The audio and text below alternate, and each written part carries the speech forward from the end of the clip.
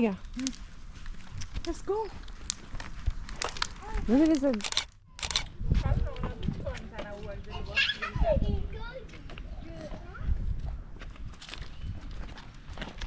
وقتی نمیگیری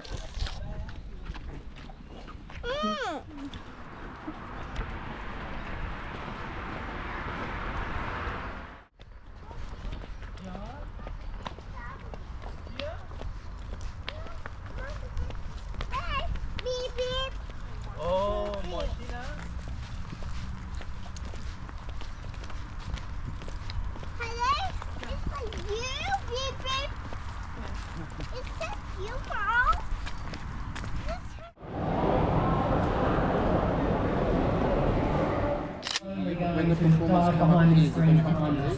But now I would like you to turn your attention to the big screens as we commence our official ceremony.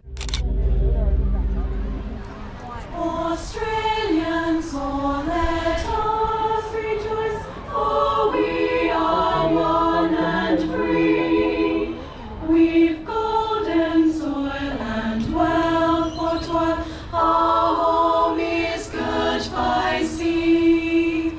Our land abounds in nature's gifts of beauty, rich and rare. In history's page, let every stage advance Australia fair. In joyful strains then let us sing, advance Australia fair.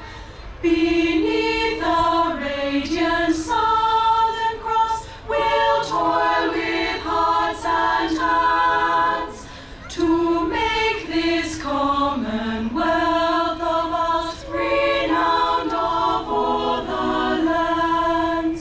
For those who've come across. Significant contribution everybody makes to our nation, from our First Nations peoples who have been living here for 65,000 years to our most recent arrivals, refugees fleeing the Ukraine and Afghanistan who now call Australia home. This stunning experience of Auslights on the river here in Elder Park, Tantanyawama, allows us to explore our connection to nature and our belonging to country. Our South Australian story, in all of its diversity and uniqueness, is woven through this creative, immersive experience. We have a powerful and enjoyable evening ahead.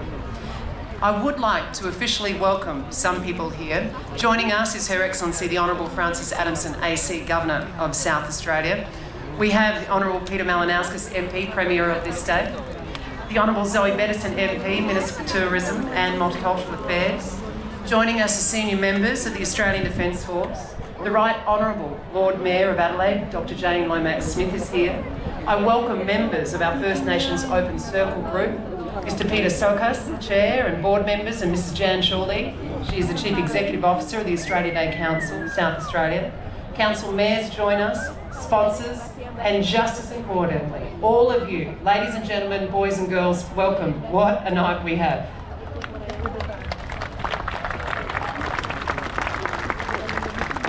Now, of course, something like this cannot happen without incredible partnerships. So I do want to thank the City of Adelaide, SA Power Networks, Billy's Family Bakery, Epson, Sarah Constructions Proprietary Limited, pH8 Natural Alkaline Water as well. And this event is assisted by the Australian Government through the National Australia Day Council and supported by the Government of South Australia. Now I would like to welcome the Honourable Peter Malinauskas, MP, Premier of South Australia, who will be followed by a performance from Gospel Collective and members of the Global Ensemble.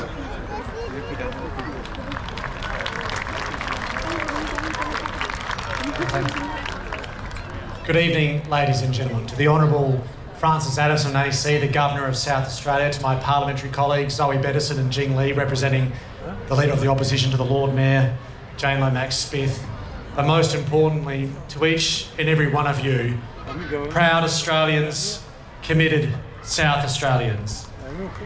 This morning, I feel so privileged to be able to bear witness to an extraordinary and powerful moment right where we gather now. As we had the morning ceremony that the Australia Day Council has been putting together now for some years. Australia Day is an opportunity to reflect on who we are as a country, who we are as a people, and what we're collectively committed towards achieving. And I think it is important to acknowledge that most of us, relatively, no matter how far back our family goes, we are all newcomers. There is an ancient culture here that calls this land home, the longest living culture that has ever existed in the history of the world, the Indigenous culture. And I would like to pay my respects not just to the Kaurna people, but Indigenous people around this great land that call this country home, for which we should be so grateful for them sharing it with us.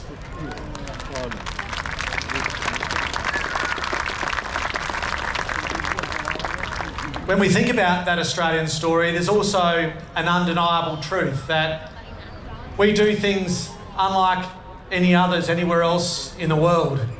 There is no example of a truly multicultural nation that has touched all four corners of the globe like that we have, that has opened our hearts with compassion and kindness to people in time of need, no matter their circumstance, in the way that Australia has.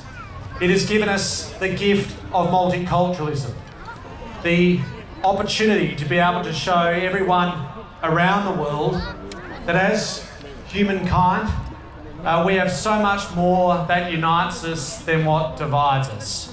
And here, in this island nation, with our democratic ideals, we are the envy of the world, not just in our wealth, but in our kindness. And it is incumbent upon each and every one of us to ensure that that tradition continues forevermore.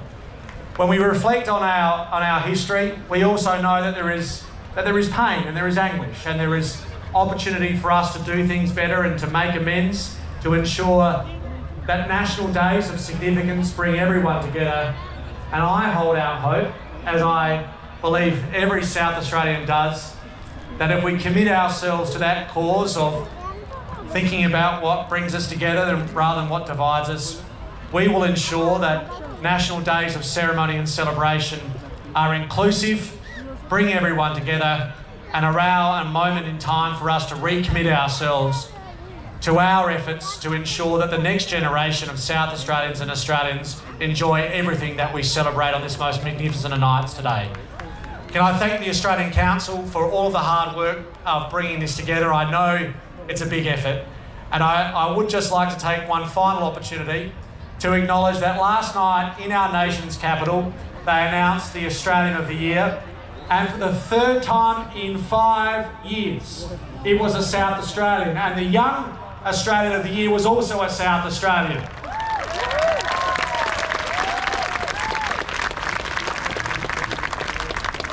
We might be small in comparison to our interstate friends and colleagues, but the truth is this state always has and always will punch above its weight on the national stage. Long may that continue. Thank you very much.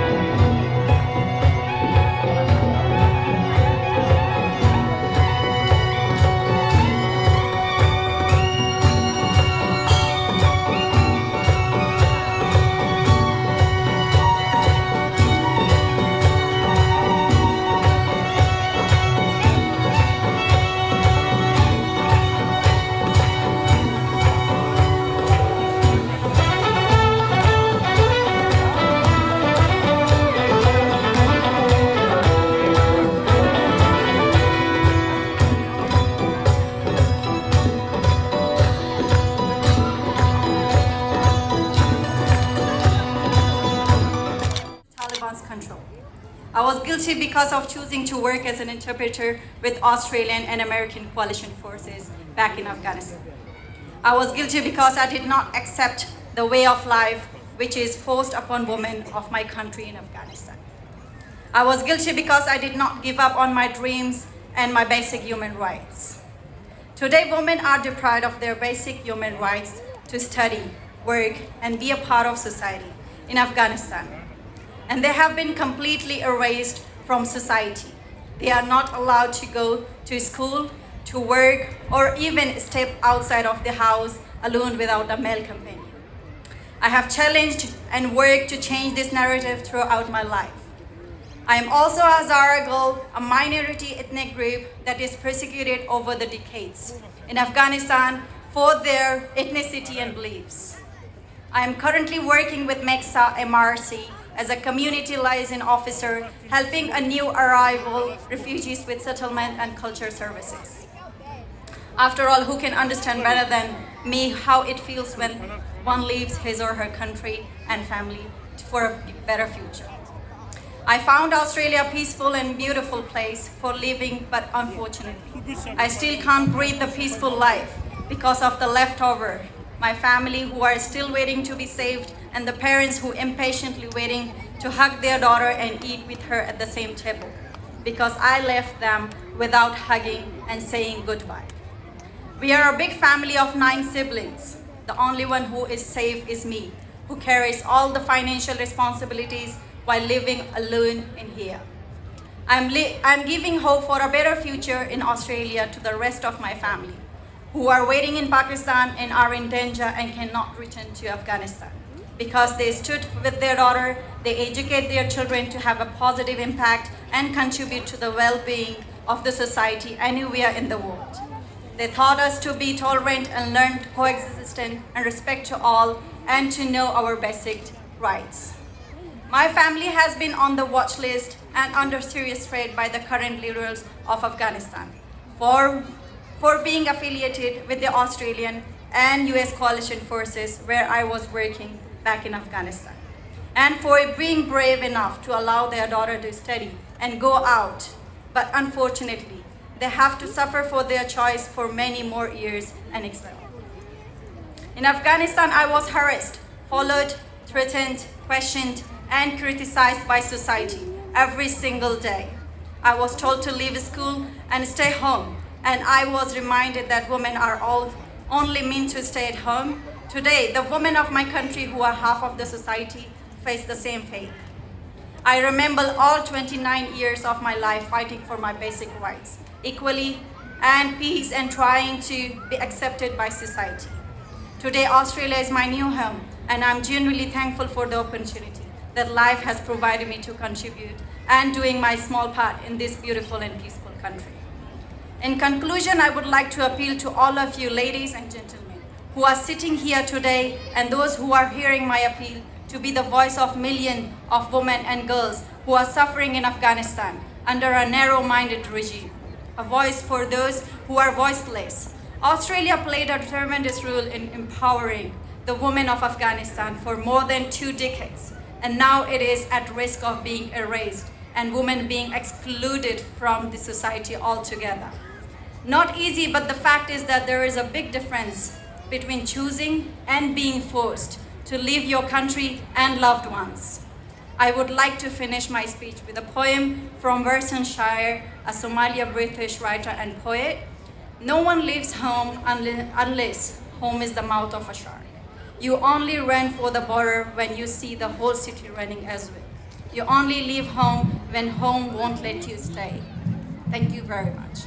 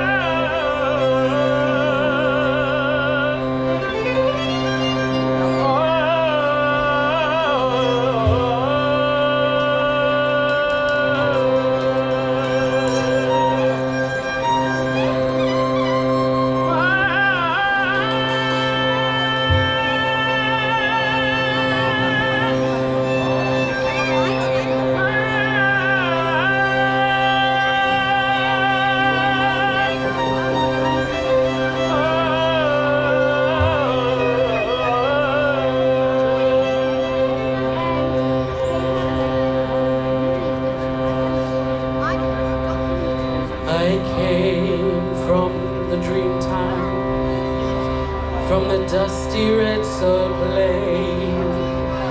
I am the ancient heart, the keeper of the flame. I stood upon the rocky shores, I watched the 12 ships come. For 40,000 years I've been the first Australian.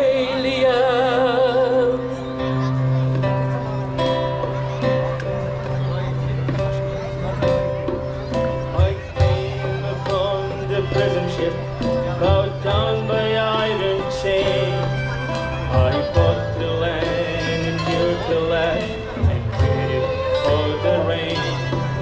I'm a settler, I'm a farmer's wife, on a dry and barren rock. A convict, then a free man, I became a